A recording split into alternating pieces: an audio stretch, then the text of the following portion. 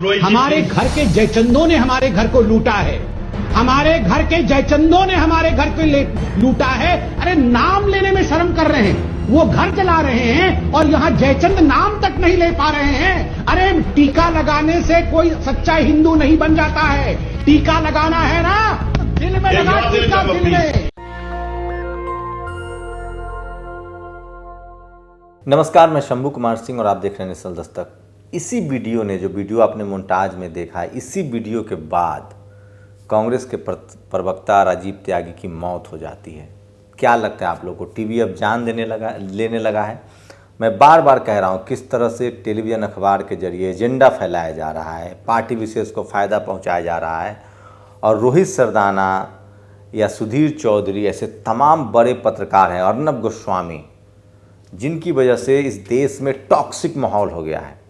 आप सोचिए जो बहस की किस तरह से संबित पात्रा लगातार जयचंद जयचंद जयचंद जयचंद कह रहे हैं, जबकि खबर ये है कि जानबूझकर दंगे का प्लॉट, अभी बिहार में दंगे हो रहे हैं, हिंदू मुस्लिम कराने की कोशिश है, बंगाल में हिंदू मुस्लिम कराने की कोशिश है और कर्नाटक में हिंदू मुस्लिम कराने की कोशिश हो रही है। आप बताइए, क्राइम, सीधा सीधा क्राइम का पहला रूल होता है कि जो दंगे हो रहे हैं उससे फ़ायदा किसको होता है? जब भी हिंदू मुस्लिम दंगा होता है किसको फ़ायदा होता है? कांग्रेस को फ़ायदा होता है या बीजेपी को फ़ायदा होता है? समझना पड़ेगा। मायावती को फ़ायदा होता है, अखिलेश को फ़ायदा होता है या आरजेडी को फ़ायदा होता है?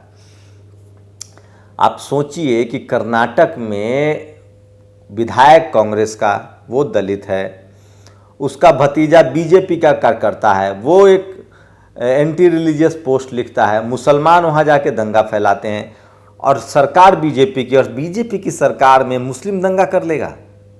जानबूझकर मैं कह रहा हूँ ये दलित वर्सेस मुसलमानों को खड़ा कराने की तैयारी है और इसी के लेकर टेलीविज़न को लगातार जिम्मेदारी दी गई थी कि इस बहस को, कर्नाटक वाली खबर को पूरे देश में फैलाया जाए।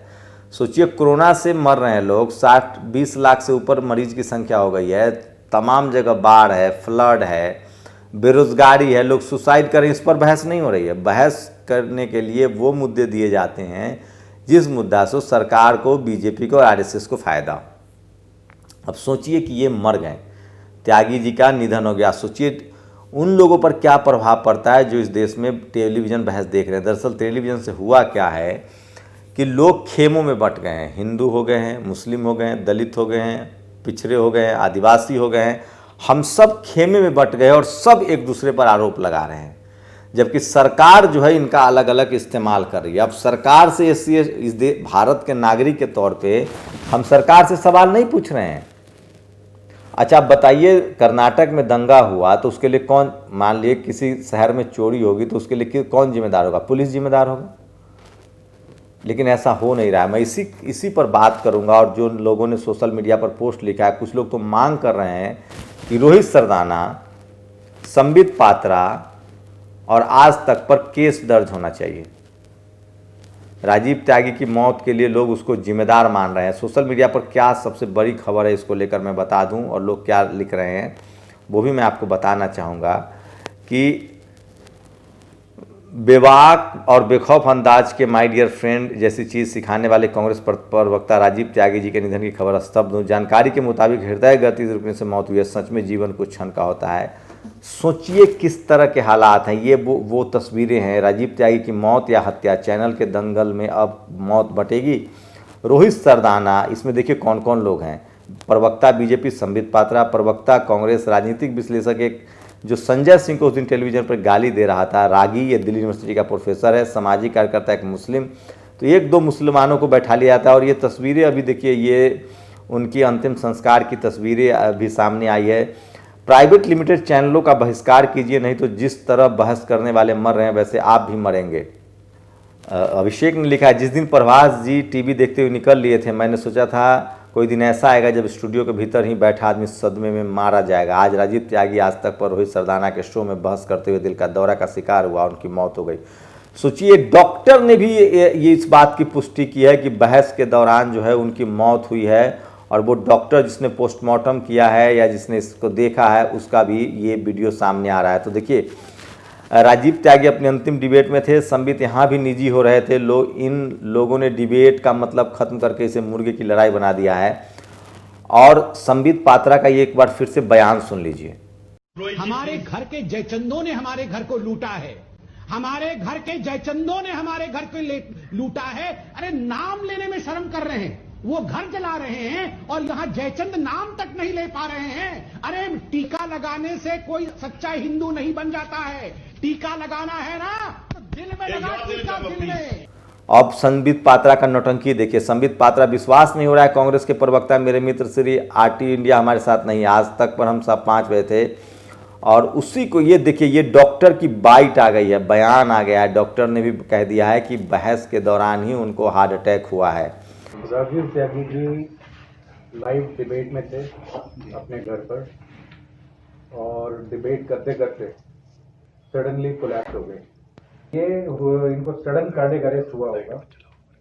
सडन कार्डियक अरेस्ट में ये होता है कि हार्ट अटैक होता है, जिसको मेडिकल लैंग्वेज में मायोकार्डियल इंफार्क्शन कहते हैं, मैसिव हार्ट अटैक कहते हैं। उस वजह से इनकी डेथ हुई। तो ये बड़ी खबर थी जो मैं आपको बता रहा हूं। और संबित पात्रा, रोहित सरदाना सवालों के घेरे में हैं। बेहद दुखद खबर है, यकीन नहीं हो रहा कांग्रेस प्रवक्ता राजीव त्यागी का हृदय। लेकिन कांग्रेस की तरफ से इस तरह की खबरें नहीं आ रही है।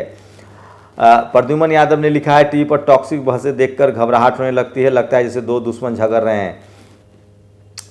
मतलब नवीन ने लिखा है कि टेलीविजन की दंगाई पत्रकारिता और दंगाई पत्रकारों को बहुत बहुत मुबारकबाद। आखिरकार जिसका डर था वो हो गया। ये मौत सिर्फ एक इत्तेफाक नहीं, एक बेशर्म और लिजलिजी पत्रकारिता के हाथों हुआ कत्ल है। इसकी कोई माफ़ी नहीं हो सकती है। तो लोग लगातार ये डॉक्टर की बयान चल रहे हैं, जिसको शीतल पी सिंह ने शेयर किया। टीवी डिबेट के दौरान ही हार्ट अटैक आया। डिबेट में संबित पात्रा राजीव त्याग को जयचंद्र कहकर बार बार अपमानित कर रहे थे। बार बार ये वीडियो देखिए। इन दोनों चैनलों पर मालिक और राजीव त्यागी के मौत के मुंह में धकेलने का मुकदमा क्यों नहीं बनना चाहिए? इस मामले में तो वीडियो फुटेज का सबूत सबके समक्ष मौजूद है। जब सिर्फ इस कल्पना के आधार पर कि बंगाली लड़कियों को काला जादू आता है, ईडी, सीबीआई, सुप्रीम कोर्ट और सारे चैनल एक लड़की से हत्याएं ढूंढ चुके हैं, तो ये बड़ा पुख्ता सबूत है। तो ये है, ये खबर मैं आपको बता रहा था। रोहित सरदाना के साथ दंगल में बैठे राजीव त्यागी को संबित पात्रा बार बार जयचंद कह रहे थे। वो बेचैनी में पानी पी रहे थे, नहीं रहे। आज टीवी डिबेट सबसे ज़्यादा खतरनाक साबित हुआ, राजीव त्यागी। तो ये तमाम खबरें जो मैं आपको बता रहा था कि किस तरह से ये वीडियो देख लिया आपने। एक बार फिर से वीडियो बार बार मैं दिखा रहा हूँ। हमारे घर के जयचंदों ने हमारे घर को लूटा है, हमारे घर के जयचंदों ने हमारे घर को लूटा है। अरे नाम लेने में शर्म कर रहे हैं, वो घर जला रहे हैं और यहां जयचंद नाम तक नहीं ले पा रहे हैं। अरे टीका लगाने से कोई सच्चा हिंदू नहीं बन जाता है, टीका लगाना है ना तो दिल में लगा टीका, दिल में। और सोचिए कि किस तरह से पहली बार इस देश को बांट दिया गया। आप लोग सरकार से सवाल नहीं पूछ रहे हैं। दंगा हो रहा है तो उसके लिए कौन दोषी? अब बताइए, कर्नाटक में दंगा हुआ है तो उसके लिए तो गृह मंत्री को जिम्मेदारी लेनी पड़ेगी, होम मिनिस्टर को जिम्मेदारी लेनी पड़ेगी, मुख्यमंत्री को जिम्मेदारी लेनी पड़ेगी। तो दंगे के लिए मुसलमान, पूरा देश का मुसलमान जिम्मेदार होगा। तो ये समझना पड़ेगा कि किस तरह से लॉ एंड ऑर्डर है। सोचिए कि ये साफ हो गया है कि जो कांग्रेस विधायक का भतीजा है वो बीजेपी का कार्यकर्ता है। ये रोहित सरदाना खुद उस शो में कह रहा है, संबित पात्रा से पूछ रहे हैं। और एक धार्मिक पोस्ट के बाद ये सब होता है। और फिर मैं कह रहा हूँ कि जानबूझकर इस तरह के 2 मुद्दे साधे जाते हैं। दलित समाज बहुत ज़्यादा नाराज़ है, उनको उसके पक्ष में खड़ा करना है बीजेपी के। तो मुसलमानों के खिलाफ एक बड़ा माहौल बनाने में टीवी की बड़ी भूमिका रही है और जानबूझकर हिंदू मुस्लिम डिबेट किया जा रहा है। और इसी वजह से अब टीवी जान लेने में बार बार बहुजन समाज के लोगों से अपील कर रहा हूँ कि जो गाय पालेगा वही दूध खाएगा। टेलीविज़न अखबार बिल्कुल SC ST OBC और माइनॉरिटी के लिए नहीं है। आप उसको अगर देखते हैं तो उससे उनको फ़ायदा होता है, लेकिन आपका नुकसान हो रहा है। आज मुसलमानों को भी अछूत बना दिया गया है। आज मुसलमानों के साथ लगातार अत्याचार हो रहा है। और कांग्रेस और बीजेपी दोनों बराबर की दोषी है। कांग्रेस ने शुरू में बायकॉट किया था कि वो अपने प्रवक्ता को नहीं भेजेंगे, बाद में उन्होंने भेजना शुरू कर दिया। किसी को भी पकड़ के, किसी का भी समर्थक, किसी का भी विरोधी बता के इस तरह की नाटक होता रहता है। तो सोचिए, टेलीविज़न अब जान लेने लगा है। जो मैं बार बार पिछले 3-4 साल से कह रहा हूँ, मैंने टेलीविज़न में 15 साल 12 साल काम किया है।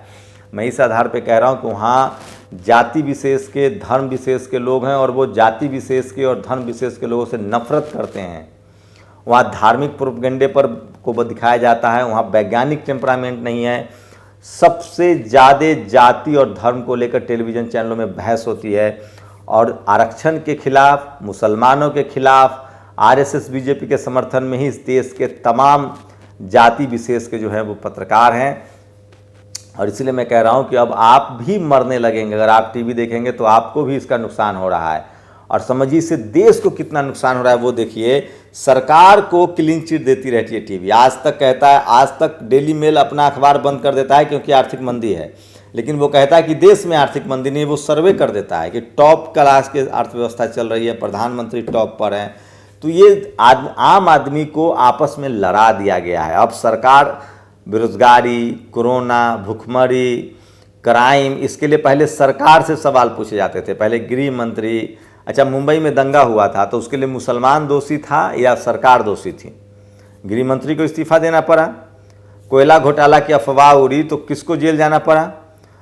स्पेक्ट्रम घोटाला की, ये सब अफवाह है क्योंकि ये सब कोर्ट में साबित नहीं हुआ। और ये जो जिन्होंने अफवाह उड़ाई थी सीएजी के विनोद राय, वो आज बड़े पदों पर मलाई खा रहे हैं।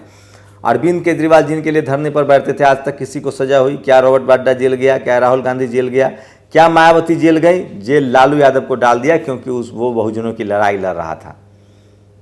तो मैं इसलिए बार बार कहता हूं कि जो लोग भी समझ रहे हैं उसको समझना चाहिए कि टीवी और अखबार जो है ये तभी काम करता है सही तरीके से जब कोई गैर सवर्ण मुख्यमंत्री या प्रधानमंत्री हो, या कोई आरक्षण के खिलाफ खबर हो, जाति विशेष के खिलाफ खबर हो। लेकिन जब आरएसएस और बीजेपी होती है तो ये अखबार उनके सपोर्ट में खड़ा होता है। तो भारत में जातिवाद जो है वो हर जगह है। और इसका सीधा सीधा गोदी मीडिया नहीं है, ये मोदी मीडिया भी नहीं, ये जातिवादी मीडिया है, कास्टिस्ट मीडिया है। और उसी वजह से राजीव त्यागी की मौत हुई है। लोग मांग कर रहे हैं कि रोहित सरदाना पर, आज तक के मालिक पर केस दर्ज होना चाहिए, संबित पात्रा पर केस दर्ज होना चाहिए।